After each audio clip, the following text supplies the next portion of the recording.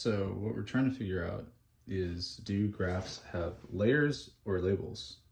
So in the case that there are different layers, every node and edge exist within their own sort of like slice or own graph. So that's represented in that schema there. So we have a graph, there are layers, and in those each layers there's a collection of nodes and edges. So by having that, I think that you can be, I don't know, maybe more explicit about how nodes and edges are like related to each other in terms of like the interlayer connection. So if one node points to another node on another layer, like you might want to handle that separately or something.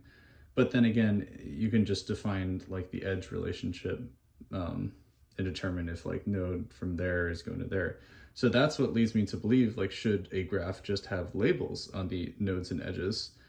And then they're all part of like the same graph. So we just have like colors defined here, which are the labels. And so all in the same graph, you have like the nodes and they connect to each other. So in reality, while this is like a dotted line for that interlayer connection, it really is that's just like a solid line in here, because it's just another transition type, and there's different transition types that you could define the behavior of like one node connected to another of some other type. So I think in my head, I mentally think of this like things are layers, so maybe they should be kept separate, like different levels of abstraction. Like it feels clean, but I'm also thinking about label, and this feels like that might be a little more flexible.